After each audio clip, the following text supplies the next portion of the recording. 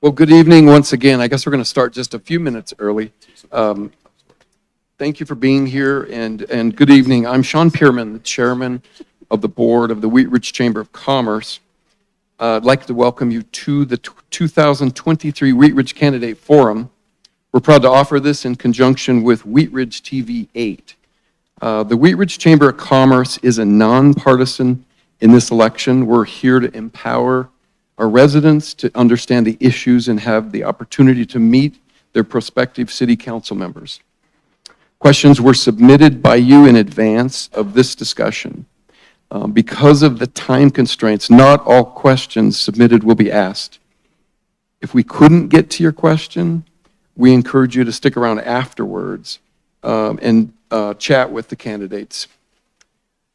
The goal of the forum is to present the views of the candidates in a fair, nonpartisan setting so that you, the voters, can make an informed decision. This forum is being recorded and broadcast live on Wheat Ridge TV 8. Now, I'd like to introduce tonight's moderator, Andrew Hobner of CBS. Andrew graduated from the University of Colorado Boulder. Yay, Boulder, that's where my oldest son graduated as well. And many years later, remains a proud Buff. His career in journalism started at KTWO-TV in Casper, Wyoming. There he learned the buckhorn role and covered everything from Cheyenne Frontier Days to Josh Allen's star turn on the Wyoming Cowboys football team. After that, he headed to Eugene, Oregon to lead the sports department at KEZI-TV. There he covered Rose Bowls and Fiesta Bowls, the College World Series, the NCAA Final Four, and his next role was reporting at CBS News Sacramento, where he covered everything from an earthquake in Humboldt County to the Sacramento Kings playoff runs. Andrew's glad to be back where it all began, in Colorado. In addition to his reporting across the state, he's your reporter for Jefferson County. He's glad to be telling stories that are important to viewers, often reporting on Wheat Ridge specific issues. Please join me in welcoming Andrew Hobner.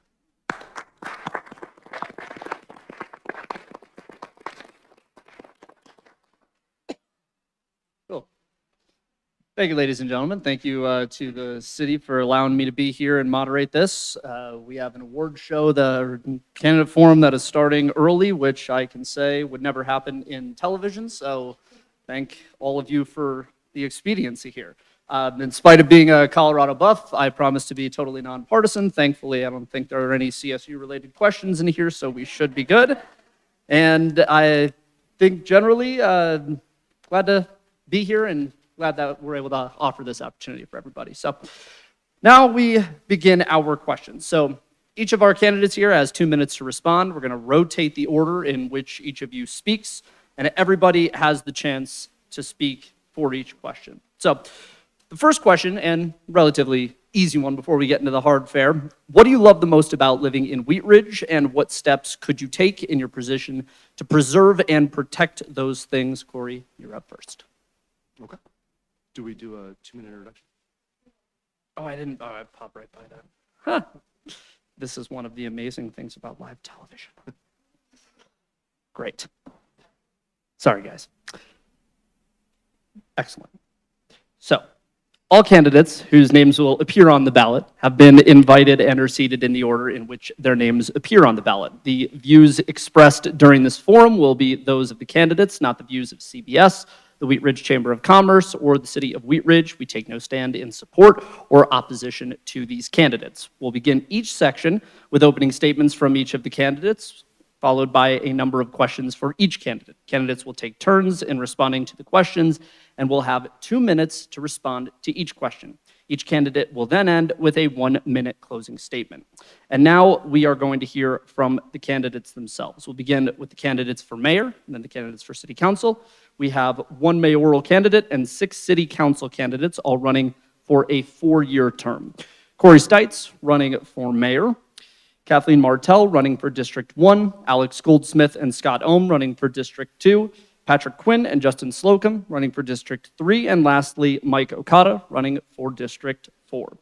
So each of you guys has 2 minutes for an opening statement, 2 minutes to answer each question, and 1 for the closing comments. We'll start with you, Corey. False start. So let's give you a chance now. All right. Well, my name's Corey Stites, and I'm one of the luckiest people in the world because I actually got to grow up here in Wheat Ridge, and I got to grow up in the same house pretty much that I live in now. I lived for the first 4 years of my life on Allison Court near the old Lutheran Hospital, and I then spent most of the rest of my life down at about 35th and Ward area, kind of in the Color Strand, Lewis Meadows Park area. I absolutely love Wheat Ridge, and I think most people that know me, it's like one of my passions, and one of the reasons is because when I grew up here, and many people know this, my grandfather was the mayor of Wheat Ridge as I was a kid, and getting to see the way people and see the way he interacted with people and solving problems for people, including people on my own street now. My own cul-de-sac is a cul-de-sac because he finally stepped in and made a decision for what was best for the people and not what the city wanted. And I think standing up for the citizens has been really, really important to my entire family. My dad, who spent 10 years on council, myself now after 6 years being on council, 3 years as mayor pro tem. I absolutely love what we've been able to do as a council here in Wheat Ridge. Before I get into that, I just want to talk a little bit about myself personally. I'm, again, lucky to have grown up in Wheat Ridge. My family, my wife Sarah, my 2 kids, Riley and Brandon, were a part of the Color Strand community a few years ago. Color Strand unfortunately closed, and now they're a part of the Prospect Valley and Manning community. Absolutely love that. It's fantastic to be a part of those communities and get an opportunity to see how those communities are developing and staying together no matter the change that comes through our Jeffco schools or our community.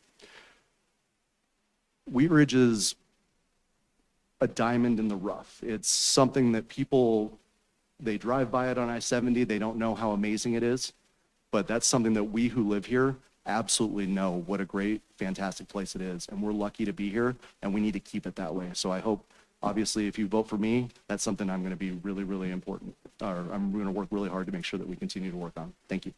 Thank you, Corey. Kathleen, 2 minutes for your opening statement. We will not start the timer until we get that. Okay, thank you. Okay. Thank you, Wheat Ridge Chamber, City of Wheat Ridge, Andrew, and all of you who are here tonight, and everybody watching from home. My name is Kathleen Martell, and I'm running for Wheat Ridge City Council, District 1. For those not familiar with the district lines, District 1 is from Sheridan to Wadsworth, and it's the southern half of the city from 38th, our Main Street and Ridge on 38th, all the way down to our quirky southern border, which is around 26th to 32nd. I'm running for city council because I love Wheat Ridge and I'm very excited about our future. As a 25-year resident and a 15-year volunteer, my volunteer time and community engagement has very organically evolved into my campaign for city council. I was a member of the first Wheaties Academy cohort and volunteered with the subsequent cohorts. Wheaties Academy was a grassroots community and leadership program and a precursor to the current Wheat Ridge 101 and Wheat Ridge 102 programs. I've served on the board of directors for Local Works and many Local Works committees. I was co-chair of the 2018-2019 Neighborhood Revitalization Strategy and a member of the recent City Plan Steering Committee, which brought forward the city plan recently adopted by City Council. As an artist and instructor, I serve on the Wheat Ridge Cultural Commission with 3 years as the chair, and I'm a metal shop captain and welding instructor at Clear Creek Makerspace. I share this to show that my interest and experience in Wheat Ridge is vast and varied. From committees to commissions to city plans, I've worked hard to move differing opinions from equally passionate residents and community members forward. While we might not each get everything we want, I believe in moving forward with the best solution for the most good, retaining what makes Wheat Ridge great. I believe in the power of hyper-local impact, building trust, and making decisions together. And through my hands-on involvement as a volunteer and leader, I am prepared to find common ground and provide local leadership as we move Wheat Ridge forward. Thank you. Thank you, Kathleen. Alex, your opening statement, please. I am Alex Gouldsmith, and I'm running for City Council to represent District 2 for my daughter. The decisions being made here today are going to impact her throughout her entire childhood here in Wheat Ridge. And I want to make sure that I'm at the table helping make those decisions so that she can fall in love with the city just like I have. I want my daughter to grow up in a neighborhood where kids can walk to school safely, get ice cream with their friends, and be able to trick or treat on welcoming streets. I want my daughter to be able to have the freedom to travel throughout our city at a young age. That vision drives my commitment to safer, more accessible infrastructure, especially along 44th Avenue, which is the backbone of District 2. We need to focus on continuous, protected corridors for pedestrians and bicyclists to connect our parks, our gathering spaces, our businesses, and our neighborhoods. I am also running for City Council to give District 2 a choice in representation. Over the past 2 municipal elections, we've had uncontested races. Competition creates better candidates, forces us to reach out to our neighbors and be able to find out what issues are affecting them and how we can make their voices heard. If elected, I will work with city staff to create education and outreach programs so that residents can both run for City Council and be able to also be involved in civic life. Our city is stronger when leadership is reflected by their community. I believe in building community through connection, maintaining connected corridors that bridge our neighborhoods together to create a self-sustaining local economy where our neighbors can support each other, businesses can thrive, and workers have real opportunities to grow and live in the same community that they serve. Wheat Ridge is a welcoming community for all. We can embrace each other here and grow together. Thank you. Thank you, Alex. Scott, your opening statement, please. Thank you. I'm Scott Ohm, and I'm running for re-election to Wheat Ridge City Council District 2. A person asked me if I like politics. I like helping people in my community thrive. I've been in Wheat Ridge for 19 years. My wife and I have raised 2 kids who are able to walk and bike to parks, to schools, and into their friend's house. I've served in the city of Wheat Ridge for 4 years, creating policies that protect us, provide affordable housing solutions, and encourage bike and pedestrian connectivity to places. I was on the Planning Commission for 11 years, where my job was to review development for code compliant with the city. And I'm on the board of directors for the Wheat Ridge Sanitation District. I have a proven record of showing up, listening, and advocating for my District 2 constituents so we can identify issues and solve problems together for our community. I'm a landscape architect, so I spend my days designing streetscapes, affordable housing, and projects that conserve water and keep the community safe and livable. Working closely with developers, city staff, and builders has taught me how to balance big ideas with real-world constraints and how to turn good plans into projects that truly benefit Wheat Ridge. I think we have a lot of challenges coming down the road, and we can be proactive by making smart, forward-thinking decisions that strengthen the economy, support vibrant businesses, and preserve the character of our neighborhoods. My vision for Wheat Ridge builds on the strengths of connecting to our outdoor spaces, to create unique places that are destinations for our community to dine, shop, and provide recreation opportunities that raise the quality of life for all of us. Thank you. Thank you, Scott. Patrick, your opening statement. Thanks, Andrew. Thanks, everyone, for being here. And thanks, Chamber of Commerce, for having this. Tell a little bit about myself here. My name's Pat Quinn. I've proudly called Wheat Ridge home for over 35 years. What started out as a fix and flip project became my permanent home, and I'm really grateful I did that. You know, I love the community. It's easy to get around, full of great restaurants, shopping, and most importantly, I have really great neighbors. I began my career as a heavy equipment operator in the electric line trade through the International Brotherhood of Electrical Workers, Local Union 111. And now, through the experience and training programs, I currently work in the distribution design department at Xcel Energy, and I'm responsible for designing electric and natural gas infrastructure for the utility. I believe that I bring a lifetime of experience that I feel make me well suited to serve on the council. During my time in the union, I was appointed as a steward and served on the executive board, which managed a multi-million-dollar budget and sets policy for over 4,000 members. And during that time on the board, I served as recording secretary and was elected and fulfilled 2 terms as president of the largest IBEW local in our district, covering 5 states in the Rocky Mountain region. I've helped negotiate several contracts, advocating for fair wages, safe working conditions, and long-term stability for our members. I also completed a labor lobbying course through the AFL-CIO, where I spent time at the Capitol supporting initiatives such as the Office of Just Transition, which will help workers affected by power plant closures find new work opportunities. Locally, I've completed Wheat Ridge 101 and the first 102, graduated from the Citizens Police Academy, and currently serve as the chair of the Planning Commission.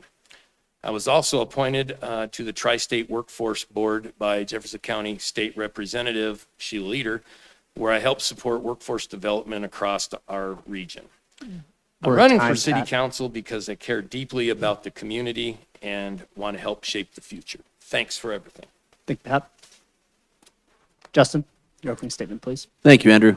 And thank you for all you wonderful people for showing up here. I'm here for you. That's why I'm here. I'm here because our voice in the citizen has gone silent. So it's important for me and my agenda to bring the education back to the citizens, to get you guys involved and to make next year, the next election cycle, have to use both these rooms because the participation is so passionate and you guys are so interested in your community. That's why I'm here. I want you guys to have a voice. I don't matter, you do. I'm just a conduit for every single one of you in my district to have that voice, because in my experience in this building, it has gone silent, and it makes me really sad. And one of the things that brought me into this epiphany for this position is I sat in front of a bunch of our senior, or should be most cherished class of people, the people with the most wisdom in this community, and they were terrified of their government, and that is unacceptable to me.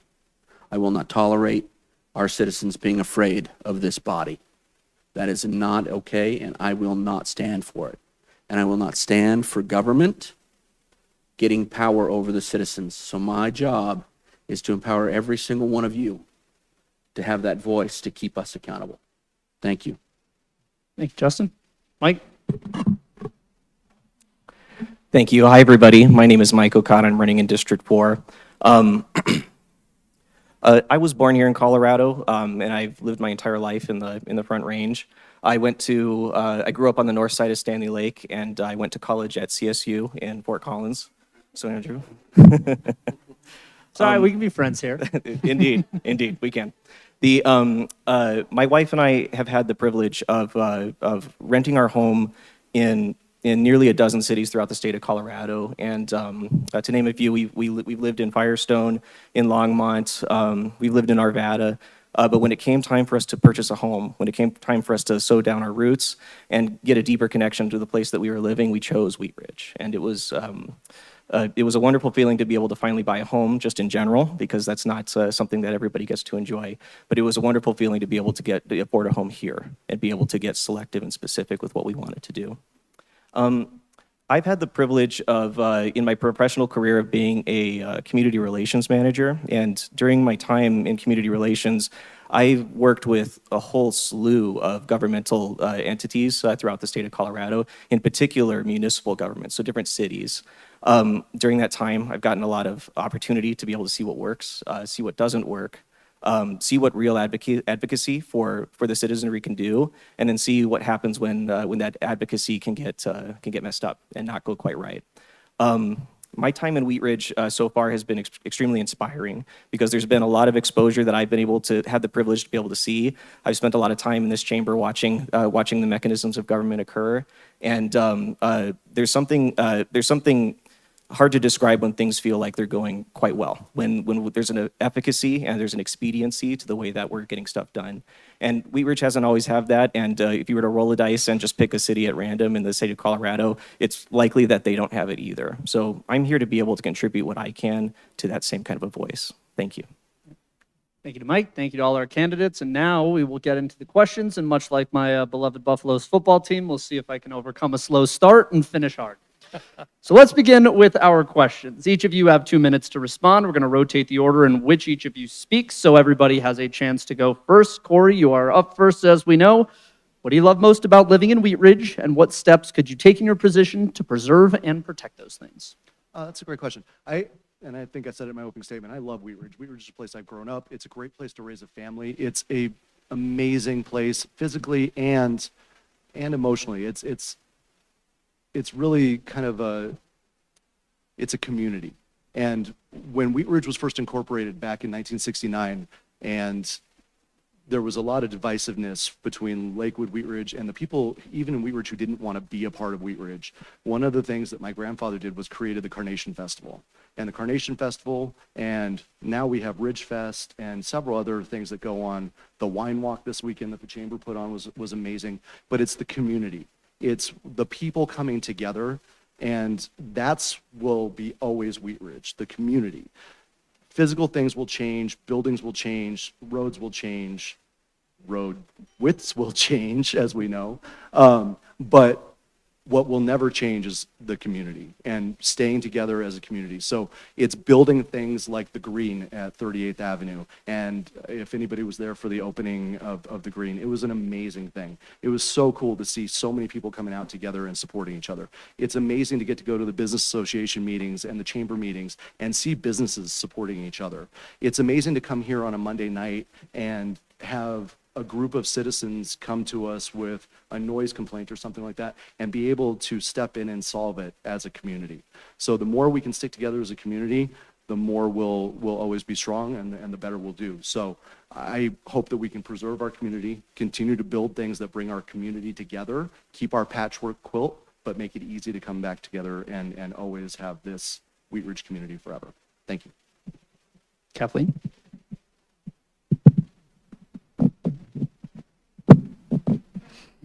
Thank you. Gosh, I love Wheat Ridge. I love everything about Wheat Ridge. And as Corey said, I alluded to a lot of that in my opening remarks. Similar to Corey, I think the community feel here in Wheat Ridge is part of why I love it. There are so many different ways to be involved. There are so many wonderful avenues you can pursue. Personally, for me, it has been through volunteer work, and a lot of that has led to working with different businesses, partnering with different organizations. I think that we have amazing business organizations, we have amazing art and creative organizations, and I find myself bragging about Wheat Ridge all the time. My friends who live outside of Wheat Ridge are probably tired of hearing me talk about all the amazing things we do. But the important part of that question, I think, is what we can do to preserve what we love about Wheat Ridge. And as a city council member, one of my main plans is to partner with existing city council member Snell in District 1. We're already talking about how we can create a cadence of district meetings so that we are not only sharing information with our community to make sure our district is informed, but also getting feedback from them as to what's working, what isn't, what's happening, what are they worried about, so that we have that two-way communication going, which will allow us to keep the things that we love and make sure that Wheat Ridge stays the community that we love. Thank you.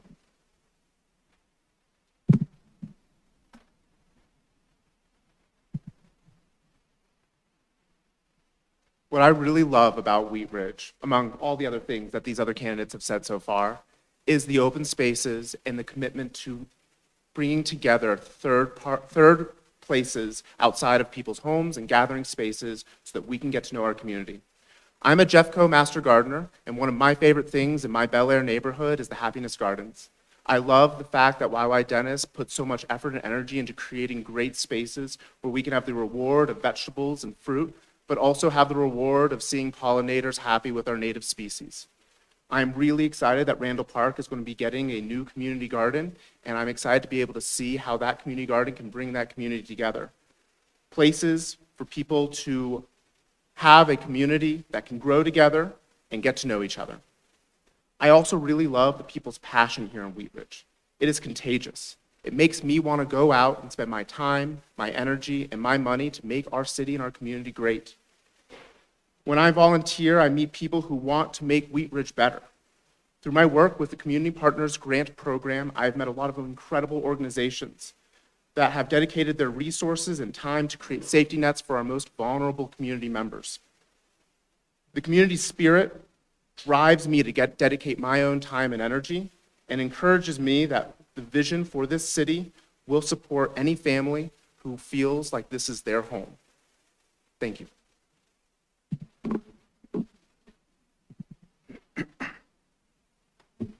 All yours. Thank you. What I love about Wheat Ridge, I think, it's definitely, I'll start with community. I'm very, very pro-community. I'm very supportive of community. And I see the community always supports each other. Whether it's, through our business establishments, I had a lot of conversations with our businesses, and how they support each other with our, shared parking. And these aren't even formal agreements when there's festivals that come up. And, and then having, access to all our beautiful parks, our trails. I see people walking their dogs through my neighborhood, and I feel like that's kind of like a way to kind of keep some eyes on things in our neighborhood and saying hi to those people.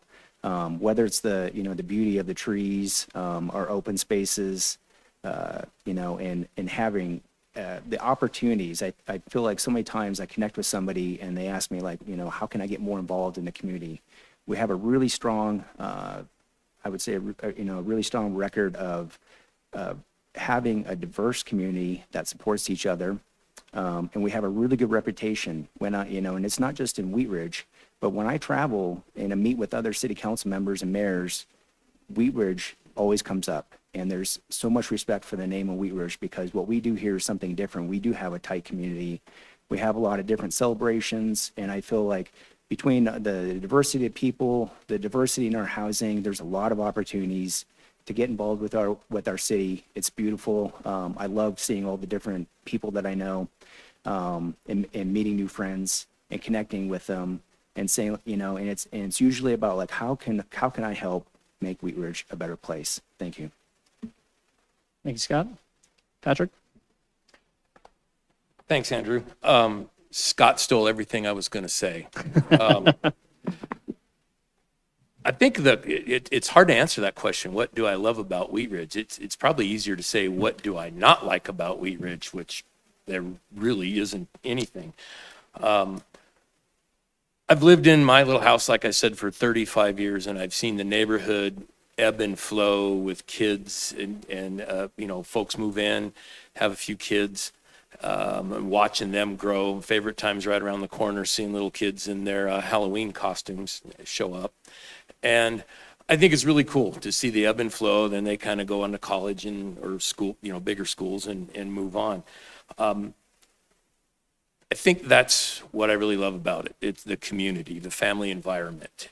You see that at, as Corey said, the opening of the green on 38th. A neighbor of mine has her grandson is a autistic kid, and she's like, this is a really nice, inclusive playground. There was a lot of thought that went into it, and she was really happy and had her grandson, or brought her son and the grandson to the opening, and they played on the playground there.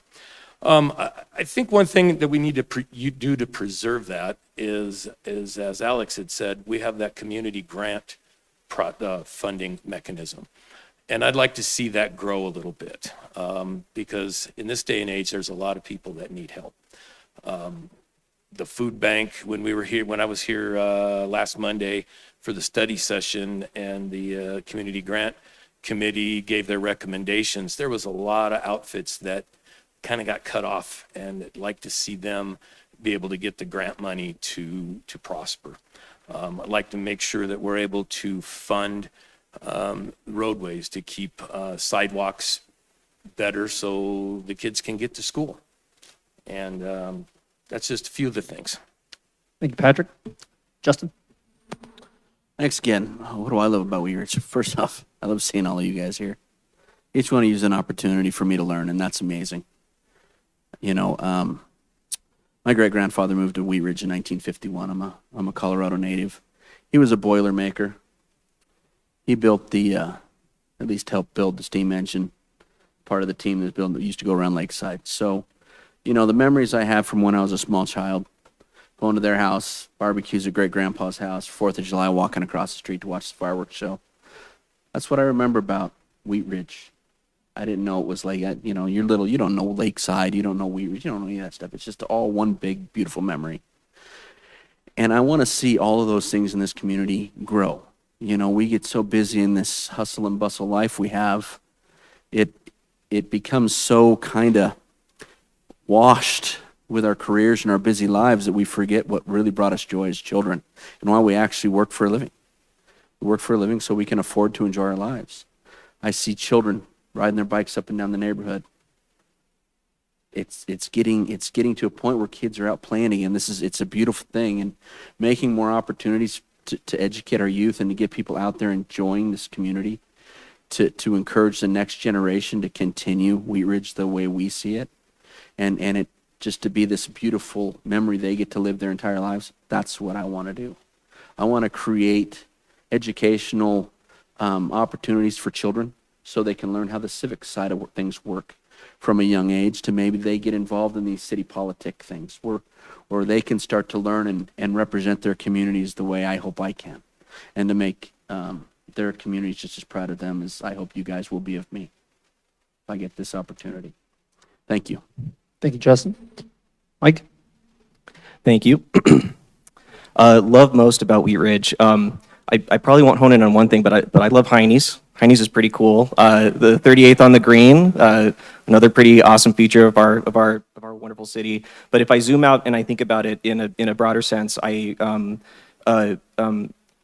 the community that I live in, the townhomes that are at Ward Station, we're brand new. A lot of us are first-time homeowners. Some of us are retirees that decided to downsize and sell their larger homes.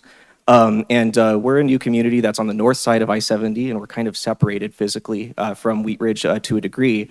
But I feel like if you were to take our community and just plop it down brand new, fresh in a whole bunch of cities, we would be kind of on our own, and we'd be kind of fending for ourselves. It would be, how do we build something that's us and purely us in the context of this larger scheme that is a little bit irrelevant?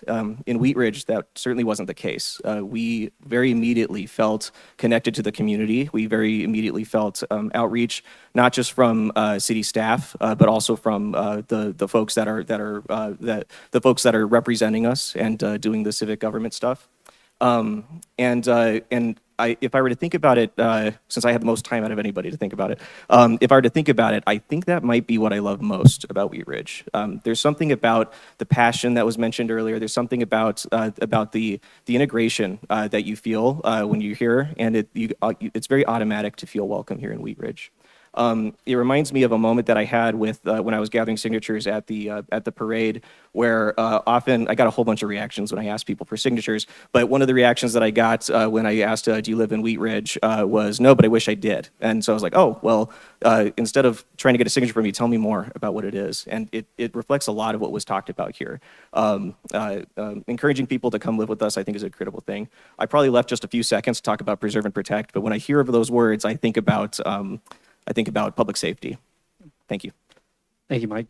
Now, the following questions the rest of the way have been submitted by residents, and for those that are watching online, for those that are here that have submitted, we very much appreciate all of you that did submit, and if your questions were not answered in the course of this candidate forum, we'll also be answering some of them on the city's Facebook page as well. But for now, we will go with the ones that we have, and we will start with you, Kathleen. The question is, what do you believe is Wheat Ridge's most urgent challenge, and what steps would you take to address it? So I think the most urgent question facing, or most urgent challenge facing Wheat Ridge right now is housing. It's not just facing Wheat Ridge, it's facing our county, it's facing our state, it's facing our whole community. As a landlocked city, our opportunities to create housing stock and housing variety is limited to what we have. We can't grow into more space, so we need to be smart and thoughtful about how we use the land that we have. And I think that to have a diverse housing stock is very important. I think that it needs to include affordable housing and it needs to include market rate housing. And I also think we need to be very aware and inclusive of our population that are renters. I believe that renters should feel just as welcome and a part of our community as homeowners.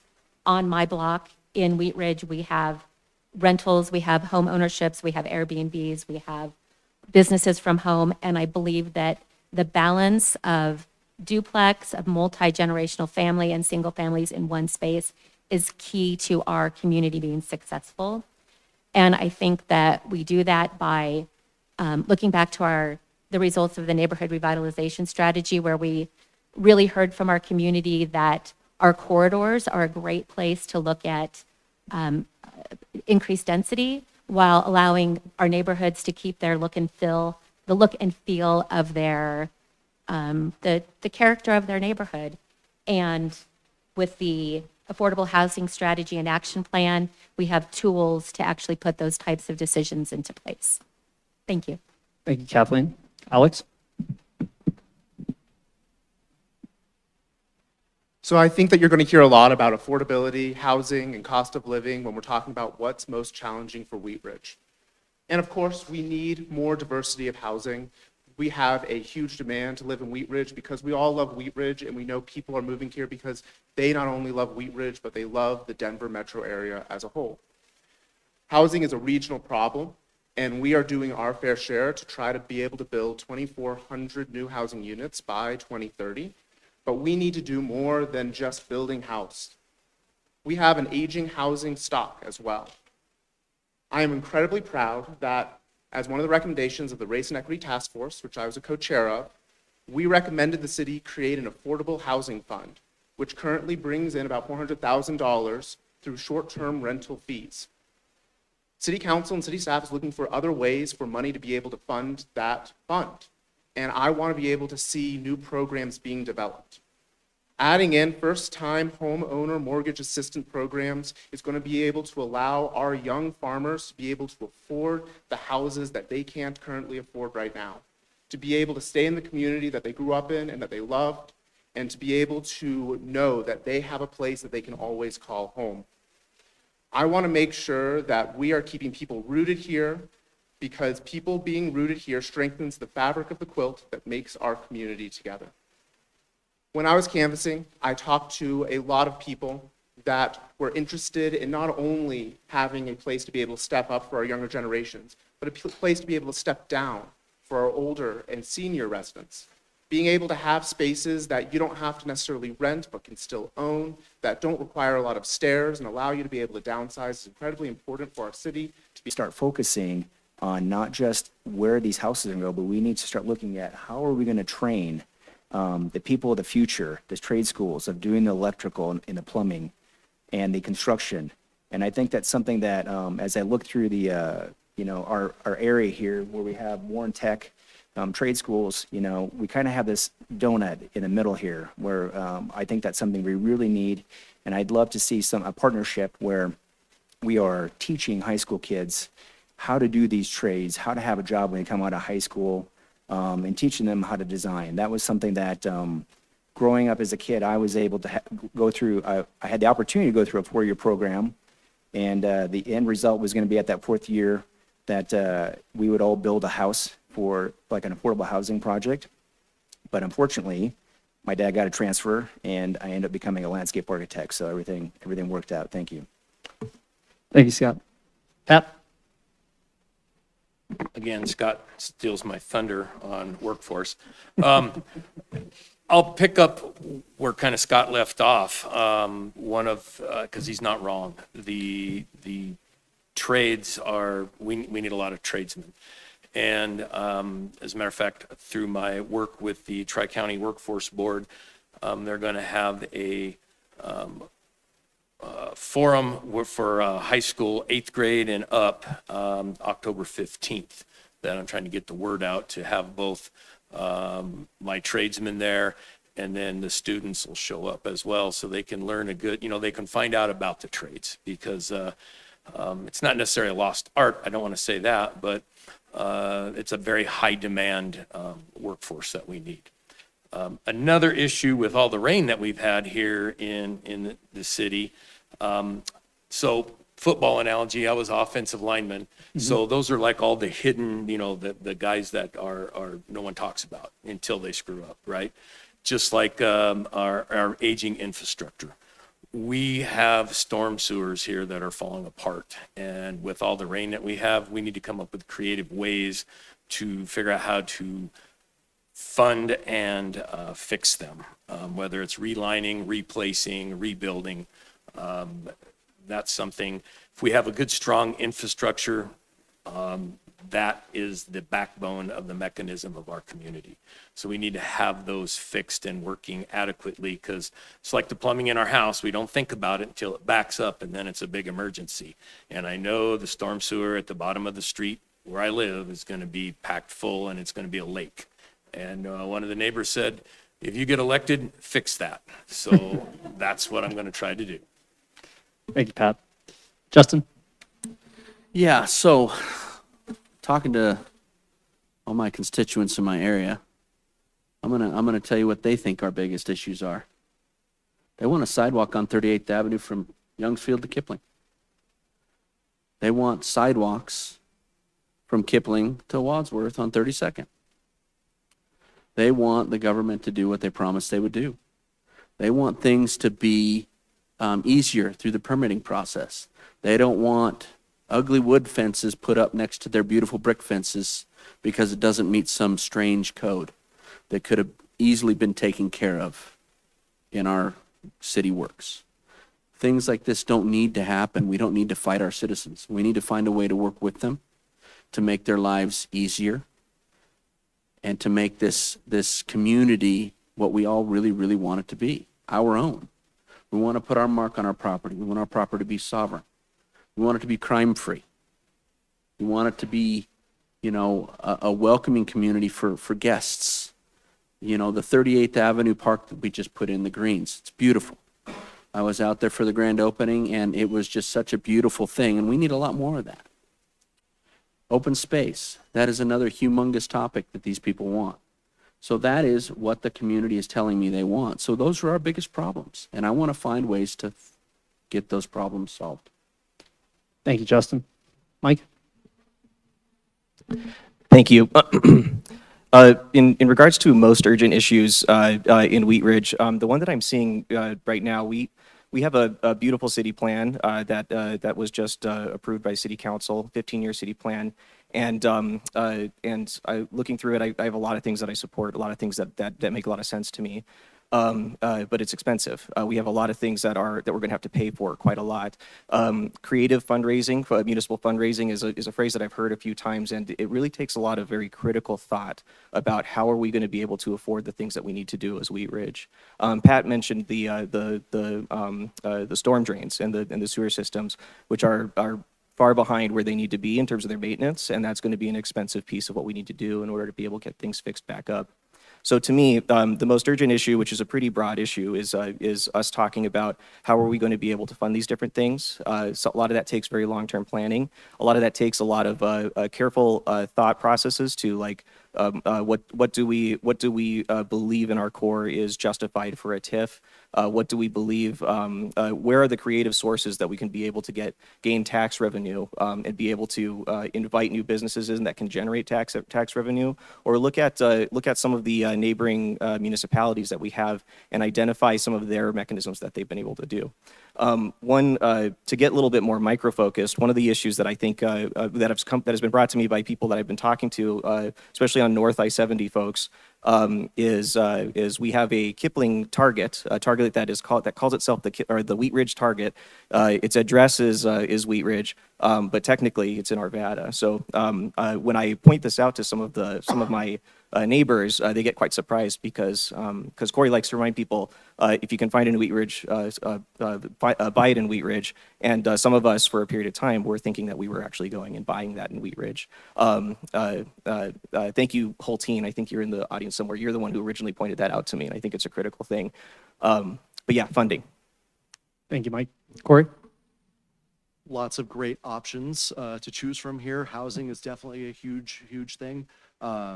Infrastructure, there's a few people in this room right now who have literally had their street collapse underneath them in the last couple years because our infrastructure is so rough. And that's through deferred maintenance over years and years and years of councils not taking care of problems. And when I was elected 6 years ago, the biggest problem that I heard about was homelessness and crime. One of the first things that we did over the last couple years was enact our hotel ordinance, which helped clean up I-70 and Kipling. And now the American Motel is closed. You've seen crime go down. I think calls for services down 50%, crime's down almost 30% down there. That's huge. That frees up our police to be out in our neighborhoods, keeping them safe. I heard about a sidewalk on 38th Avenue. Well, good thing, 2 years ago, we passed 2J, which helps pay for that sidewalk that's going to be down 38th Avenue. The plan's almost done. It should be implemented starting next year, starting in 2026. 2J also helps fill sidewalk gaps all through, including 32nd, 44th, other neighborhoods, things like that, and helps solve our infrastructure problems, but it doesn't solve it. The biggest problem Wheat Ridge will always have is balancing the needs and the wants of our constituents. The needs are, we need police, we need infrastructure. The wants sometimes is we hear it all the time, we don't want density, we don't want these things, we don't want new sometimes. Well, sometimes the new is what pays for us to have all the things, right? So in order for us to have nice things, we need to think creatively about our solutions. As Mike said, if you can find it and buy it in Wheat Ridge, was something that my dad used to say all the time when he ended his council reports. Something I picked up because if you shop in Wheat Ridge, you're not just paying that business owner, and hopefully you shop at small businesses because small businesses are the lifeblood of our community, but you're feeding sales tax back into our community, which helps solve all of our problems. So continue shopping in Wheat Ridge, and we'll continue spending that money to solve the sidewalk gaps, to solve the infrastructure, and to solve any crime and homelessness. Thank you. Thank you, Corey. We go on to our next question. Alex, we're going to start with you. The city has just updated its comprehensive plan, the city plan as we know it, mapping out over the next 15 years. How does your vision for Wheat Ridge over that same period of time align or contrast with the city plan? Thank you so much for that question. The city plan has a lot of wonderful things in its hundreds of pages. One of the things that most interests me is the city's mobility plan and mobility network for pedestrians and bicyclists. One of the things that I'm most excited about is that we are looking for ways to be able to keep our residents locally to be able to not only shop and eat, but also spend their leisurely time here. By creating more pedestrian and bicyclist corridors, we're encouraging our residents to shop from their neighbors and shop from their local services and businesses that are around their area. One of the things that I would love to be able to see improved is in this mobility network for District 2, the mobility network utilizes the Clear Creek Trail to be able to be a highway for pedestrians and bicyclists. This Clear Creek Trail is utilized to go up to Otis Trailhead to go down Pierce, but that bypasses District 2 almost completely. If we are to create a continuous corridor along 44th, District 2 and 44th can become the bridge that connects our city together. There are lots of wonderful things along 44th. We have all of our parks, the Happiness Gardens, Abel-Bacher Park, Hopper Hollow, and Randall Park. We also have some incredible businesses. You can eat at places like King of Wings, Curry Kingdom, Salsas, Nopal by Taco Block, and Grammy's Goodies. I really am interested in being able to make sure that our residents are able to have a small town feel and shop from their neighbors and continue to have a self-sustaining local economy. We can be a bridge here in District 2. And speaking of bridges, one of my top priorities is to fix the bridge that's on 44th. It is impassable, especially with a stroller, and the sidewalks along 44th are narrow, especially when trash cans are out. If I want to walk the less than mile to Anderson Park, I have to go through my neighborhood and have to hope no one is going to be coming along that bridge. Thank you. Thank you, Alex. Over to you, Scott. Thank you. The city plan is a very lengthy, robust plan that really took a lot of input from all the citizens, a lot of community engagement. The thing that really excites me about it is placemaking.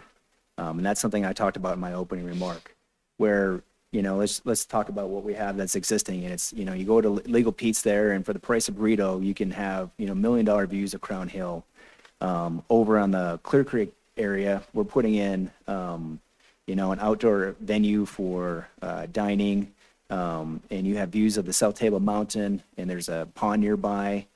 And then there's the vision of having some type of outdoor amenity next to the Clear Creek that we don't have. We have this Clear Creek that really is I feel like that's kind of the soul of the Wheat Ridge that meanders through the city, but we have no place that really celebrates it. And I'd really like to see something of placemaking that would do that. And I think there's a lot of opportunities in our city where we have these really unique, special places, and that creates destinations for us and something that really connects us to our community that nobody else has outside of Wheat Ridge. And I think placemaking is going to be really, really valuable. It just keeps improving the quality of life. We have the green that we just put in. That is a really special place that become a catalyst for businesses and the school and people to, celebrate and watch movies. That's something that's really unique to Wheat Ridge. We have a lot of great places, but placemaking is really something I think is special for our community. Thank you. Thank you, Scott. Pat?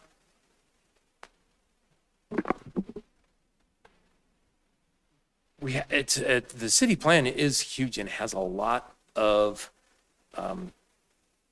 broad opportunities for us to look at. And I think what we've heard here is a lot of, we have to figure out a funding mechanism along with housing, along with, as Scott had said, the placemaking, places where people want to go, have thriving businesses that people can get to, rather on bikes, walk, or on cars. It's a huge opportunity for us. And I am really excited about seeing the implementation portion of it. It's been a while in the making of it. Being on the Planning Commission, we've been at each and every step of the way where they gave us updates. I've participated in the community forums. And I'm really excited about how we get to the end. And hopefully, it's going to be a thoughtful, long process. And I'm really excited about how we're going to connect all the dots in the patchwork quilt that we have. Thank you, Pat. Justin, to you. Well, I think the plan, believe it or not, it's got some good things in it, but I think a lot of that community involvement, that participation, was there with a predetermined outcome. I think there's a lot of missteps in that huge document, that huge plan. There's a lot of community concern in certain areas, roundabouts being one of them on 38th. Annexation of certain properties, encroaching on people's properties they've had for years. I think there's some concerns, and I'm concerned. And the citizens in my district are concerned. And I think we need to revisit some of these things and iron some of these concerns out to make sure it is a plan that we can all live with long term. Obviously, infrastructure is a huge thing we need to consider, and it is huge. I hear everybody talking about business here, but I don't hear a plan to increase business. The Lutheran campus is a huge opportunity for business. Sales tax from businesses is how we fund our services. Property tax is a small, roughly 20% that comes back to the city. I don't know why we're focusing so much on housing when businesses are what fund, this city and that pay for our infrastructure. We need to start finding opportunities for businesses to come in here that are going to be successful, and they're going to encourage community spending to bring those tax dollars back to this city so we can all have these beautiful new parks and nice sidewalks and streets. That's what funds those things, not houses, not high density housing with no parking. A community that's not pushing back on a state government that's encroaching on our sovereignty here with no parking or very low parking because they live close to a bus line or a train line. These are unrealistic expectations for our citizens, and quite frankly, it's discouraging, and it's going to force people to not want to be here anymore. And that's not what I want. We need to make a community that we can all be proud of, not be force-fed things from this, state. This body needs to push back to get what we want. That's what I want here. Thank you, Justin. Mike? Thank you. The comprehensive plan is a long read. There's a lot in there. But I would say I align pretty tightly with what's existing in the city plan. The feedback process, from my perspective, when we were going through and engaging with the city and talking with city staff, reading the documentation and the posters and being able to participate in those different areas, definitely had a feeling of engagement to it. So that there was a piece where you could identify as a human that I'm doing something here in that regard. Beyond that, I saw the comprehensive plan and the iterations of those pieces, and I saw some pieces of that change in regard to some of the feedback that I was hearing. I gave some feedback myself that didn't cause a change. That's is a part of what me and my neighborhood is dealing with up at Ward Station. But to me, seeing that feedback be generated in the moment, being able to talk to those people and understand from the other side of the city what they're wanting to get done, and then seeing the plan change was a critical piece to me. There are definitely details inside of the document that I align with, that I think are critical for us to talk about, some of which have already been talked about. But I think one of the things that I align with the most about the city plan is the way that the city engaged with the citizenry to be able to get that feedback. I didn't get everything I wanted, of course not. Not everybody did get everything that they wanted. And for some people, it was very much opposed to what they're seeing for in the future. But that's what engagement's about. That's what the, even if you are in a place where you're identifying some difficult conversations, or it's an uphill battle that is insurmountable for you to be able to get that particular thing that you want, or even something broad. I feel like that engagement is the piece of what the project for the comprehensive plan was that I aligned with the most. Thank you, Mike. Turn it back around. Corey? Before I answer that, I heard something earlier. Why are we building so many houses? Businesses need customers, and it's great to have businesses there and all that, but businesses close if they don't have customers. So we need more customers, and you'll see that in the market. As you see developments, you look at Clear Creek Crossing, the first thing they built there was the housing, not the retail. And that's because the housing comes in and then it feeds the retail. So as you're looking at that, understanding the market, and that's really important for our counselors as they're coming on, is to understand more than just what your neighbor tells you, but it's to understand everybody in the city, because there's a diverse viewpoint here. I was part of the neighborhood revitalization strategy in 2018. Kathleen, myself, Rachel Holteen were the co-chairs of that, and we engaged in, I believe, almost 6,000 people to get that plan together. Not everybody thought the same way. Same thing with our planning for the city plan. There were thousands of people that came. And so that document doesn't look like any one person. That document looks like all of us. That document looks like every single person in this room. And it's that continuous engagement, because I have my viewpoints, everybody here has their viewpoints, but we need to hear everybody, not just the people that we like to talk to. So that's really important. And I think as we move forward enacting this plan, it's continually going back to the citizens to do checkups and to ask their opinions about how do we move forward with this, and continually going back to make sure that they're engaged every step of the way. Because the 2005 NRS that talked about 38th Avenue fell a little bit flat on its face in 2010 through 13 when the city kind of just went out and did things, right? It's engaging the people and making sure that they're on board with what we're doing as we move forward. And I think that we've seen that. We've seen petitions and different things like that fail over the last couple of years because the citizens are on board with what we're doing. So that's important that we continue to have that as we move forward enacting this plan. Thank you. Thank you, Corey. We'll wrap with Kathleen. So I align pretty closely with the city plan as it was adopted by City Council. I was a part of that steering committee that brought the final city plan to City Council and was involved in a lot of different conversations between the steering committee and in the open houses with the general public, and sat in on other meetings as presentations were being made to different groups. As Mike said, and Corey also referred to, not everyone got everything they wanted, and that is, I think that's inevitable when you're representing a city of multiple people with multiple perspectives. And as I talked about in my opening comments, I think one of the keys for council and for this plan is to do the most good for the most of us to set us up for the right future.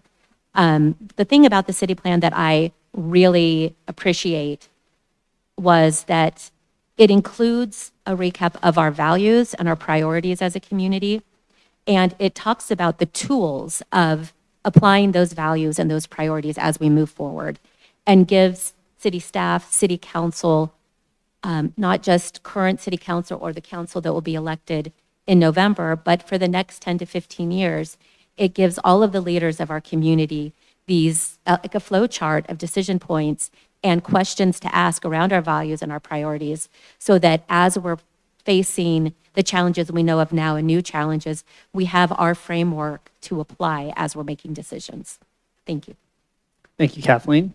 Our next question was specifically submitted for District 2, so we'll ask that only Scott Ohm and Alex Goldsmith answer this one.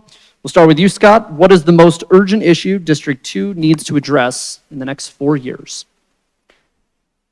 Infrastructure. Right now, we have stormwater issues, or, when we have these catastrophic issues, they're costing the city 300 to 500K. And the city has now, we do have a plan, a priority, which ones to go through, and that's just one of the issues. A lot of our other underground infrastructure, the water, the sewer, we're 50 some years old, probably put in the 50s, and those things need to be replaced. And if they're not replaced in a timely fashion, we start having issues of, can growth happen in those areas? And so it's going to be a restrictor. And so what the city is aware of and what we're doing is that and there's also a cost. So anytime if you want to just do the water, the sewer, the storm, each of those things is a cost. It's also time. And I don't want to see, a road ripped up for one thing and then the next and the next. And then our constituents are just constantly dealing with more construction. And so the city is looking at and talking to all the different districts. We have a lot of water and sewer districts in Wheat Ridge, and seeing what are their priorities and seeing where that overlap is. And then that becomes a cost sharing, not just for the city, but for the utility providers as well. And that's something that we really have to stay on top of and start thinking forward about what is that priority, so that we can keep providing the services to everyone. Thank you. Thank you, Scott. Over to you, Alex. So we've talked about housing, we've talked about infrastructure. I've told you that District 2 and 44th can be the bridge that connects our city together. I've talked to you about the bridge that desperately needs to be fixed on 44th. So I now want to talk to you about us balancing our growth and affordability while maintaining the character and value of our cities and neighborhoods that make it so unique. Businesses are the heart and culture of our Wheat Ridge economy. Supporting them means a lot more than just asking to shop locally, but to give them the tools and resources so that they can have the stability to succeed. A lot of our development is building new retail space, which is wonderful. Rezoning spaces so we can have mixed-use residential buildings is a great thing to have, because it provides those businesses with residents and customers to be able to shop at them. My wife and I were fortunate enough to be able to move here and live in the West 38th apartments, and those retail spaces in our mixed-use residential building were empty the entire time we were there. They were empty because we are building blank spaces that have a really high rent. I want to make sure that we are building spaces for retail that can be thought out of what we want to be there. I want Wheat Ridge to be partners with businesses so that local residents can open their businesses here and invest their time and their money in their own community. Making sure that we are allowing these businesses to be able to be in these retail spaces is vitally important to having that small town feel that we're so proud of here in Wheat Ridge. I believe the city can create a low interest loan program for businesses to be able to allow them to afford that initial cost that it takes to renovate those retail spaces to fit their business needs. When the city partners together with these businesses, and when we invest in our people, we will be able to not only keep our character and value, but be able to grow sustainably. Thanks. Thank you, Alex. We have another district-specific question here, this time focused on District 3. We'll start with you, Patrick. This resident would like to know if you support the improvements being done on 38th between Kipling and Youngfield, and if you could explain why. Oh, thanks for the question, whoever brought that in. Absolutely, I was a very big proponent of the 2J bond issue when we ran that last election cycle. What helped get that passed, because that's going to fund our new infrastructure down 38th to connect the rest of Wheat Ridge with the new Clear Creek crossing area.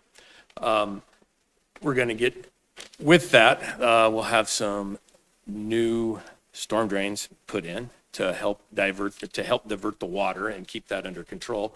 It's going to have a very diverse sidewalk with the ability for have a big pedestrian access with a large bike lane, with a larger sidewalk on one side so we can walk with the strollers up and down it, because I've heard that talked about tonight. And the construction of it is going to be within the right-of-way limits that's going to be there. And it will, the alignment is going to help slow traffic. I believe there will be the roundabouts there, but studies have shown that that's kind of a continuous intersection. Instead of having a stoplight where it stops up the traffic, we can keep going, albeit at a slower speed, but I think everybody wants everybody to slow down on that road and to maneuver around the roundabouts. They have that on Old Golden Road downtown where the cruise is. It's pretty exciting. You know, a lot of people love to go do the cruise down there. And I think with these improvements, it's going to interconnect Clear Creek Crossing with the rest of Wheat Ridge, and I think that's a win-win for everybody. Thank you, Patrick. Justin? Oh, can I be for something and against it too? Thank you, Michael. I think the improvements are needed. I think the implementation and design is flawed. I'm sorry I didn't introduce what I do for a living. I work for the Colorado Department of Transportation. And let me tell you what, calming lanes and roundabouts, they may look good on paper, and studies in Europe may show they work great. They do not. They don't work well with our traffic flow. They cause accidents. I've witnessed multiple bicyclists run over by cars in those roundabouts because the right-of-ways are unclear. The education in our driver's education courses are unclear. We're getting off of what we know and have learned as drivers into these new realms we haven't been educated on, and we're just not there. We're not educated enough to safely utilize these roundabouts and calming lanes. They cause terrible accidents in a lot of cases. And don't get me wrong, all intersections are very, very dangerous. But roundabouts, they're a challenge for children. It's a racetrack, and they're going to go around it as fast as they can. And there's going to be cars going through houses, I would predict. More people, pedestrians, bicyclists, children on 38th. One of them across from the park there. I see them as very dangerous. I think we should be piping the ditch and not encroaching on the north side of the 38th Avenue area on Parfait. There's a lot of room on that side. Ditches are definitely not the greatest thing. They collect trash. They cause setting water, mosquitoes, things like that. We could be doing a better job with this plan, not taking over the sidewalk on the north side. So I'm very concerned with the plan, and I think it could be done better. It does need to be done, though. Thank you, Justin. So we will go to one additional question here from one of our residents, and this will start with you, Justin. Could you speak to how the city of Wheat Ridge is addressing crime, including some of the new technology being used to support our police officers out in the community? This resident is especially interested in your perspectives on the new speed cameras. Well, I am so glad they asked that question. I am a new member of the graduating class of Citizens Patrol over in Wheat Ridge, and let me tell you what, we have a fantastic police force. And I can't always say that. The previous chief I was not a fan of the way he was doing things. Chief Chris Murtha has been a fantastic breath of fresh air, and let me tell you what, he's turned this city around as far as crime goes. The Kipling area, we all know it's not in my district down there at the I-70 area, but let me tell you what, it's really cleaned up, and that says a lot for our police force. I had a detective call me recently over some political stuff, investigating some crimes, and let me tell you what, they were on it, and they're interested in getting to the bottom of these crimes.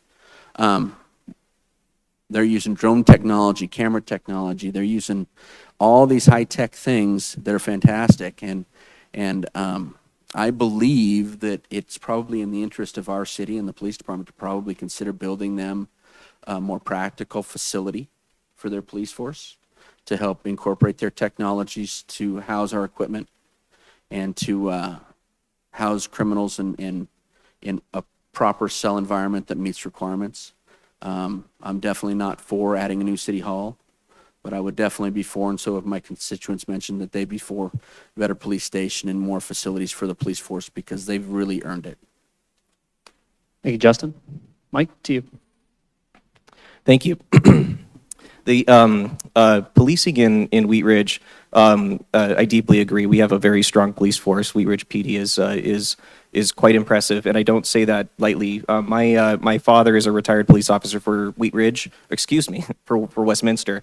I grew up in a household where enforcement is a part of our life, and discipline is an important piece of us understanding and learning and being able to follow the correct path and also be safe. So I think a critical thing about the policing technology, in particular the speed cameras, I'm very much in favor of that type of policing. I know that it's not a very popular thing for a lot of different people to be encountering speed cameras, but our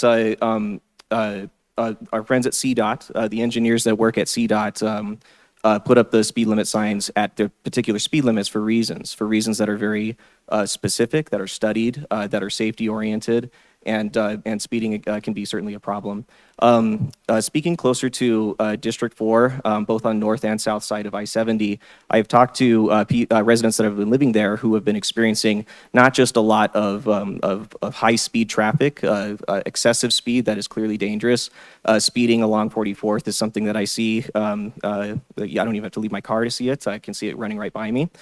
So those kinds of things are really critical. Up where I am, Ward Road is a very, very speedy area, but even that small road on the north side of us, 54th, that road is not used to having cars on it. Now that we have the parallel, we've got an apartment complex up there. We've got the townhouses that I live in. There's a lot more traffic, and something about having a lot more traffic means that people think that they need to go a lot quicker. One piece about policing technology that came up in a recent study session that I thought was very interesting was an inquiry on enforcement of traffic noise with technology. It sounds like the technology is not there, but I am very much so looking forward to a day where we can enforce noise ordinances in that same way. Thank you. Thank you, Mike. Go around the corner to Corey here. Thank you. We have the best police force in all of Colorado, if not the nation. And we work on community policing. Our chief is very big on getting our officers out in the community. And one of the coolest things that we do as counselors is after they graduate from the academy, the chief brings in the new officers to come in and meet all the counselors and present to council. And it's one of my favorite nights every year. It's really cool. As far as our police force and what they do on the streets, I already talked about the 50% drops in calls down to I-70 and Kipling, freeing up our police force to be out in our neighborhoods. Technology does the same thing for us. The speed cameras, we can pay an officer to sit there with a little gun and tag everybody that comes by, or we can just tag everybody that comes by 24/7 because you shouldn't be speeding whether or not an officer's there, right? You shouldn't hit your sister whether or not mom's there, right? So we want to make sure that people are just doing the right thing. So as we use technology, the cameras are huge for that. It's been on the news a few times, but our officers are using their body-worn cameras. They're using AI to transcribe their reports, and then they're checking it, and then they're checking it to make sure that it's right. But that frees hours of time for them to get back out on the streets. So they're using more of our tax dollars the right way. Nobody wants to pay police officers to be in here typing reports. We want them out on the streets, engaging with the public, stopping crime, stopping speeding through our neighborhoods, because that's one of our biggest complaints that we get, and just making sure that we're doing the right thing by our citizens and make sure that we keep our citizens safe. So thank you. Thank you, Corey. Thanks for watching CBS News, too. Appreciate you watching our stories. Kathleen, over to you. Thank you. I'm going to steal somebody else's line and say Corey just took all of my points.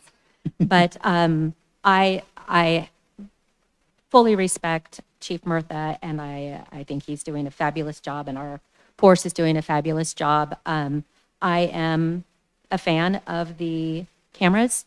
for speeding. And do we have a red light cam yet, or is that something that's coming? I agree with what Corey said. I think they're excellent tools to allow efficiency and allow our officers to be in the community or following up on crimes or other activities where their attention really needs to be focused.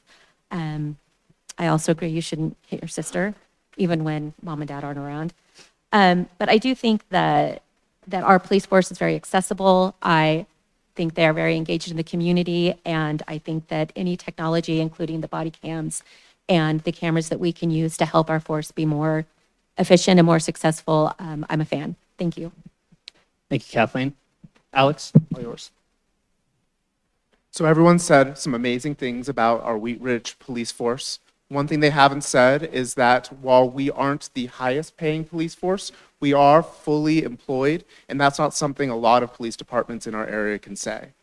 That speaks to not only Chief Murtha, but also our department as a whole and our hiring process to ensure that we are creating a space that police officers want to be a part of, that we have procedures that police officers want to not only take part of our community, but also make sure that they are being able to do their job well and safely. I was part of Wheat Ridge 101, and we got to tour the police department, and they have some incredible technology from drones to cameras that are able to successfully do their job correctly, and we have also reduced crime, as Corey has said. One thing I'm really proud of as well is that the Race and Equity Task Force made a recommendation to create a non-emergency line that people can call, and that is something that the Wheat Ridge Police Department has partnered with other metro districts in order to be able to make sure that we have space to be able to call people that aren't the police as well, to be able to help us in non-emergency spaces. This is incredibly important when it comes to our homeless navigator, when we're just trying to give people the right resources so that they can be able to thrive in our community. Those people are the most vulnerable in our community as well, and we need to make sure that we are reaching down and helping them out. And that is something that our police force takes a lot of pride in, and that's something our city takes a lot of pride in, listening not only to our community, but our task forces and our committees as well. Thank you, Alex. Over to you, Scott. Thank you, Andrew. Back to the speeding cameras. I've been advocating for a couple of years. I have a lot of constituents that have complained about speeding in their neighborhoods.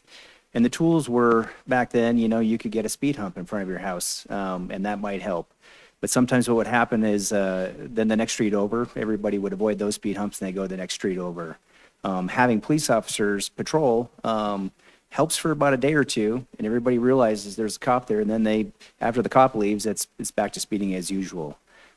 And so the speed cameras, what they've done is that they're silent, they don't flash, they just take a picture, and thanks to our state of Colorado changed laws, the tickets are, typically about $40, and it doesn't go on your record.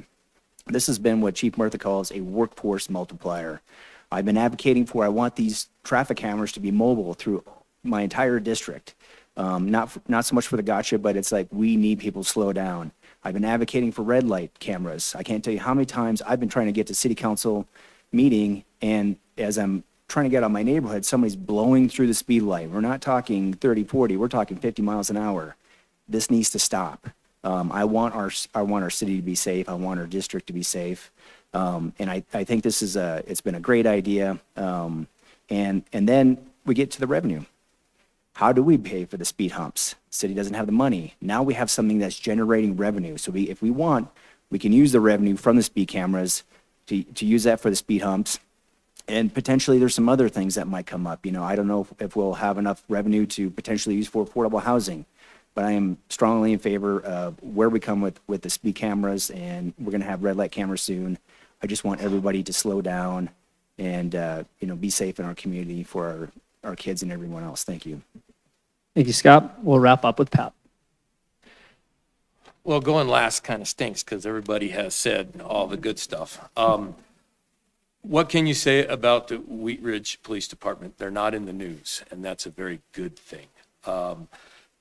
You can't say enough about Chief Murtha and his relationship-based policing philosophy. As was said earlier, everybody wants to come to work as a police officer in Wheat Ridge, and that's outstanding. think we need to acknowledge the fact that we have some good facilities here. The training facility, and I'm going to screw the name up, but it's over in our area where they train for the school shootings. And I think that's really super important and something to be proud of. And we also have two awesome school resource officers. And I think that's important with the events that had happened. I happened to be taking the bus to go get my truck, and 38th and Kipling when the kids had a big protest that day. And I watched the officers there take the time, talk to the kids, getting them safely back and forth, and it was organized chaos. And our folks, they're outstanding. And what I would do as counsel is listen to what Murtha comes to you with.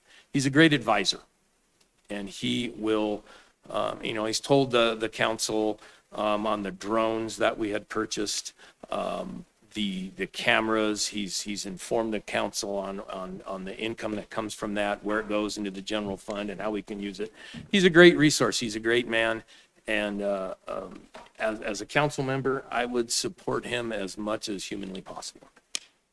Thank you, Pat, and thank you to everybody who submitted audience questions. As we mentioned, we got flooded with so many that they will also be answered on the city's Facebook page as well for anybody who did not get their question heard this evening. Now, let's move on to the ballot question of 2B. Now, back on August 25th, 2025, Wheat Ridge City Council voted to refer a ballot question on whether to amend the city charter to eliminate the elected positions of city clerk and city treasurer. Now, the measure would take effect upon a vacancy in either office or on November 2nd, 2027, whichever one comes first. Shall the home rule charter of the city of Wheat Ridge, Colorado be amended to eliminate the elected positions of city clerk and city treasurer effective upon the vacancy occurring in said offices or November 2nd, 2027? To make the necessary changes conforming within the charter, would you support this charter amendment? Why or why not? Corey, we'll start with you. I think it's, yeah. Oh, it's Corey on the list. Sorry. Mike, over to you. You're good. I almost got away with it. That was close. Wait, you almost had the chance to let everybody go first and build a little something up. Thank you for the question. I really like the chance to be able to address this publicly because I do think I am in favor of the ballot question. Eliminating the elected positions of city clerk and treasurer. The language on the ballot is something that I've been talking to a lot of my neighbors about because the wording makes it definitely seem like we're not going to have a treasurer and we're not going to have a city clerk. We certainly will have people doing those duties, and I think a critical thing about understanding that change is that we are definitely far behind a trend of this change happening in the state of Colorado. We are one of very few municipalities who still elect our city treasurer and our city clerk. And I love that it's going to the ballot because the voters should be the ones deciding whether or not we're going to be going down that road and making that change. Despite my support for it, whatever happens at the ballot box on that piece, whether it passes or not, I will be supporting what the result is as well. One thing that I think is really critical to think about in the choices that we have about where we could go with having what might be called a professional treasurer and a professional city clerk is the possibility that if those positions are not performing in the way that they ought to, or heaven forbid they go way off the rails and they do something very terrible, then we would have the ability to dismiss those people very quickly. If we had those people in elected positions, then we would have to go through the process of recalling, and that's a much longer process, and it's a little bit less nimble for us to be able to approach it. The other reason why I support the ballot measure is because we have a very strong set of professionals in the state of Colorado who do this work. They don't do this work in the context of never having done it before and then getting elected into a place to do it. They do this work because they believe in it, they believe in the civic process, and they believe deeply in how that stuff is done. Our senior deputy clerk, Margie, is, I think, a very shining example of what people can be in that regard, and I support this ballot measure. Thank you, Mike. Corey, watch a couple minutes. Well, finally, I get to say it. Mike just took everything I would have said. I've been fortunate. I ran 6 years ago with Chris Miller and with Steve Kirkpatrick, and Chris Miller is our fantastic treasurer, getting us tons of return on our investment. Steve Kirkpatrick was a fantastic clerk. Unfortunately, he's passed away. And Margie Greer's stepped in as our deputy clerk, and she's done a phenomenal job. And we don't have very many clerks floating around the city of Wheat Ridge. So it's very difficult to find somebody who has that skill set, that training, and just to be able to elect them and be ready to go. What's happened in the past is most people get elected and then they have to go through training, then they go get certified. So really we're paying them to go get training and go get certified. Well, I'd rather hire somebody that does that. And I certainly don't want to have our treasurer be somebody who, we're lucky to have Chris Miller, who's I assume a CPA and all that stuff, works for Denver, knows how to do financial accounting for cities. But the next person that we elect could be anybody. We have no idea who that could be. And Chris has run unopposed the last 2 cycles. So we have no idea who that could be. And if they don't do a very good job, it's great sounding to be at the will of the people, but I don't think most people in the room have thought about the city clerk or the city treasurer very much in the last year. You have no idea what they've been doing. Thank you again that we have a fantastic staff and Chris is an amazing treasurer, but it's important that we have people to supervise those people and to make sure that they're doing the best for our citizens. And this does that. It's a little bit close to if you were here in the 90s when they did the switch from the strong mayor to the council and manager form. Things have changed. We have 30,000, 35,000 people that live in the city. We'll be able to pull the best clerk, the best treasurer from wherever. We can open that up to a national search if we want. So we're going to pull in the best people. We're going to make sure that they're supervised and they're going to do the right thing. So I would definitely support 2B. Thank you. Thank you, Corey. Kathleen? Thank you. I absolutely support 2B. For many of the reasons Corey said, I think that we have been very fortunate with Chris and with Steve Kirkpatrick that we have had very good elected officials in these roles. I'm worried that our luck might run out. And I think that if we had hired positions of qualified candidates, it will provide stability and longevity in those very important roles. So yes, I support it. Thank you, Kathleen. Alex? 2B is actually a culmination from the Race and Equity Task Force recommendation. One of my core memories of the Race and Equity Task Force was that we sat through and read through the charter to be able to understand and point out discrepancies that the charter might need to update with our modern times. Steve Kirkpatrick, the late Steve Kirkpatrick, came on and told us that an elected city clerk was something that was rare to find these days. The biggest problem with having an elected city clerk is that the city clerk oversees the election process as a whole. And so the city clerk is overseeing their own election. To be able to make this into a professional position that is appointed by our city manager means that we're able to focus on the duties of these positions. I don't know if you guys have listened to Chris Miller present on the budget as treasurer, but he is very good at what he does. And as Corey mentioned, not everyone that gets elected is very good at what they do. And so we want to make sure that when we have these very important positions here in the city, that they are managed and appointed by the boss, by the city manager, so that they can focus on their duties and they don't have to go through the training required just because they were elected. Thank you, Alex. Scott? Thank you. Mike, you got this.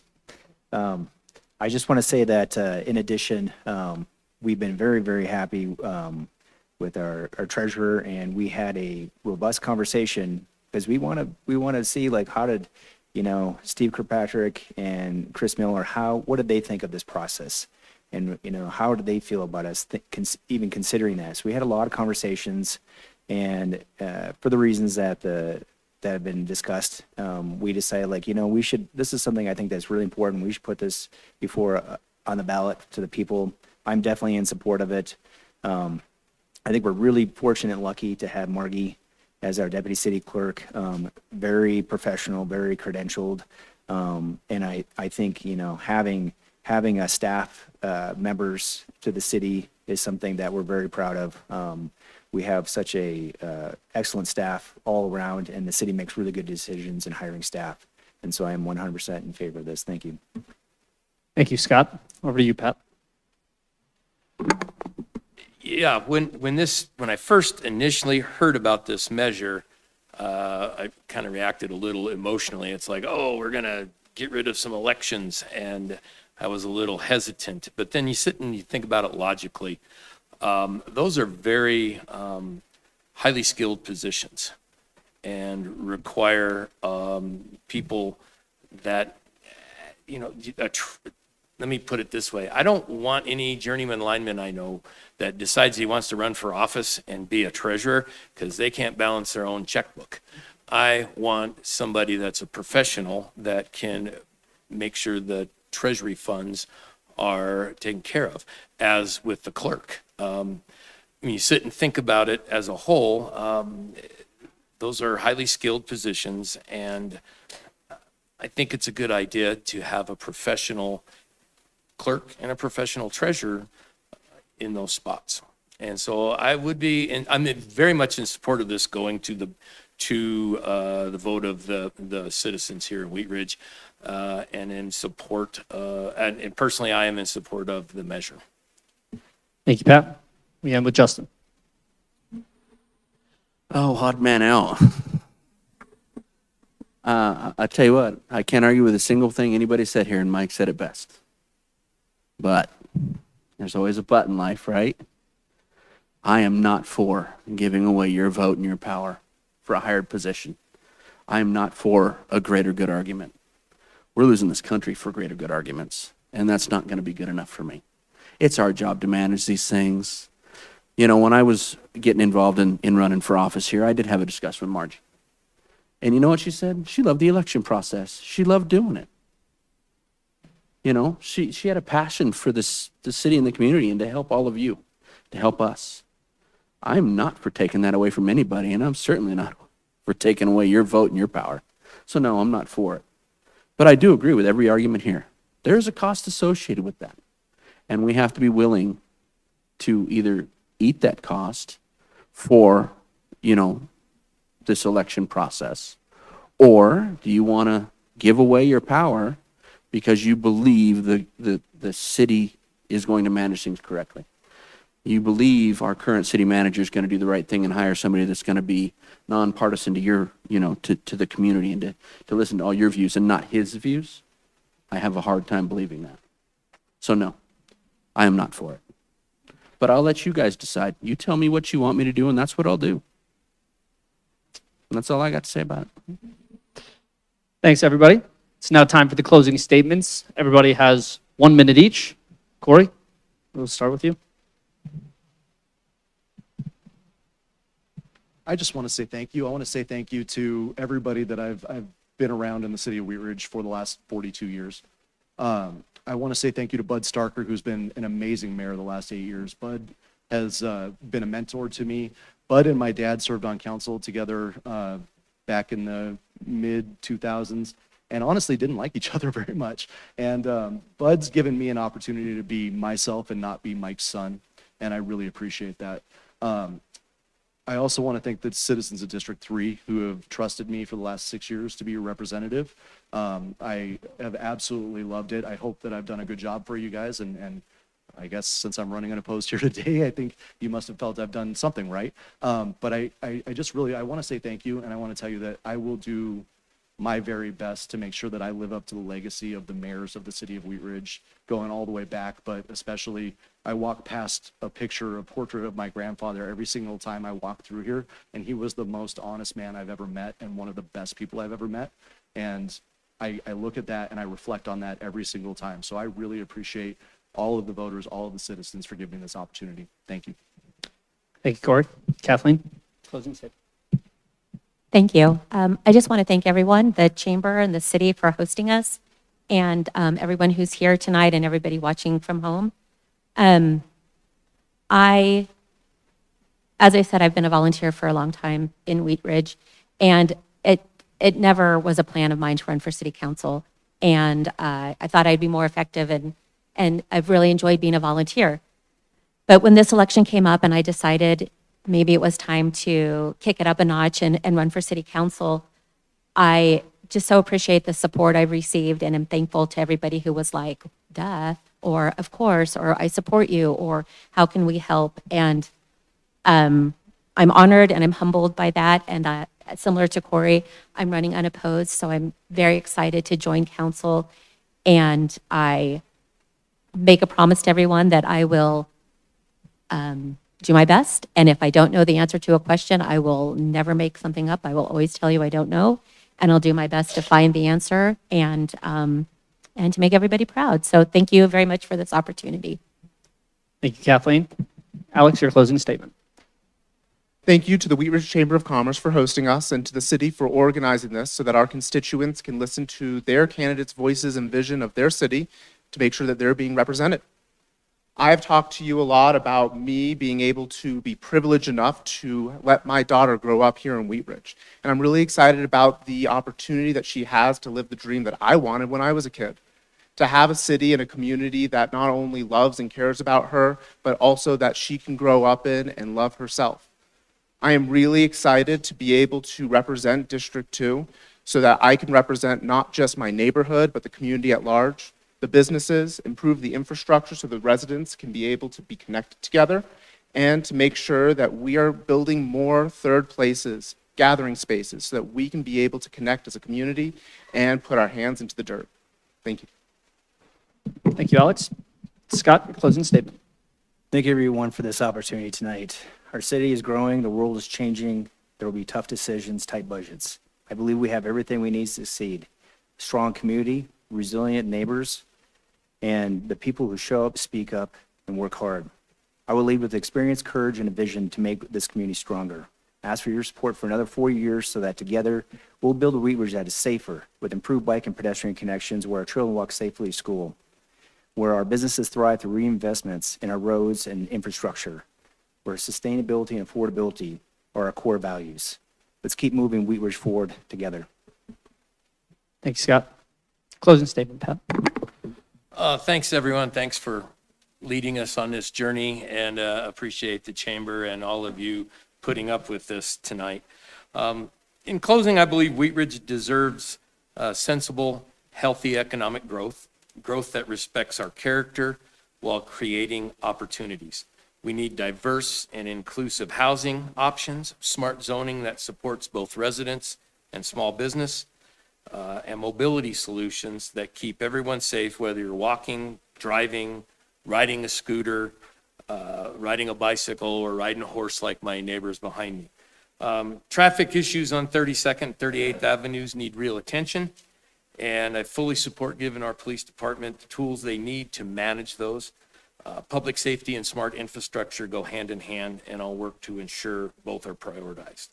I'm committed to building a city that works for everyone, where we plan thoughtfully, grow responsibly, and make sure every neighbor feels heard and supported. I want to thank you for your time and hope to earn your vote. It's going to be hard work, but I'm never afraid of hard work. Thank you, Pat. Justin, your closing statement. Well, thank you all again for being here. A lot of my supporters in this audience is fantastic. See, you warm my heart. Thank you very much. I want to continue to meet the rest of you out there and talk to you and hear what you have to say, because that's what this really is. It's all about you. You know, from questions about funding the rec center to the way it's supposed to be, and bringing up operation hours so people have better options to go visit during hours that fit their needs, or to having relationships with our neighbors and understanding the needs of those neighbors, and having a great relationship in our community, and managing the budget, being fiscally responsible, and bringing integrity back to government. That's what this is about. Just bringing that integrity back and hearing your voices, cultivating an environment of inclusion and participation with this community, and that's all I want. So I hope I can get it from you. Thank you all. Thank you, Justin. Wrap up with Mike. Obligatory thank yous to everybody, but genuinely, thank you guys all for being here and participating in the process. Thank you to the organizers and our moderator. This is a lot of fun. I believe very strongly in the power and the importance of disagreement. of us not having the same minds, of us being able to collaborate and talk through and be able to find the best collaborative method to be able to get to some of our results. And so we've seen some disagreement here, and maybe I'm weird, but honestly, that's a beautiful thing, and it's something I really enjoy. For those of you that I haven't met yet, people I haven't had conversations with, please don't be afraid to disagree with me. I honestly feel very, very deeply about that. And if elected this November, I'm committed to good governance, honest and true representation, and transparency. Thank you all. Thank you very much to our candidates. Thank you all for joining us this evening. This concludes the 2025 Wheat Ridge Candidate Forum. Appreciate you allowing me to be here as well. It's kind of an interesting aside, when we talk in our morning meetings at CBS about, what is happening all over the country, what is happening in the state, we end up with a discussion that all politics ultimately is local. And so any distractions that might be happening on a larger scale or larger scale conversations, for myself as a Jefferson County reporter, this is what we do. And this is what Karen Morfitt and myself do every day. And it's a very neat thing to see the process up close and personal. So appreciate you all for participating. Commend you for your interest in serving the public. Thanks to the viewers, to all of our audience members for taking the time to learn about all these great candidates you have up here. Election day is November 4th. All active voters will be mailed a ballot the week of October 11th. If you need drop-off box locations as well as the nearest polling center, you go online to jeffco.us/elections. If you choose to mail in your ballot, be sure it's mailed in early enough to arrive no later than 7 p.m. on November 4th. To be safe, consider mailing it on or before October 30th. Voter service and polling centers open on October 30th. You can visit them to register to vote, update your registration, get a replacement ballot, and cast your vote all the way up through Election Day. Questions concerning registration and ballot mailings can be directed to the Jefferson County Clerk's Office at 303-271-8111. There is a jingle in there somewhere, I think. Thank you for watching, and be sure to vote on November 4th. And I get to go back into my office and tell my producers that I didn't go past 8 o'clock. So thank you all for joining us tonight. Have a great evening.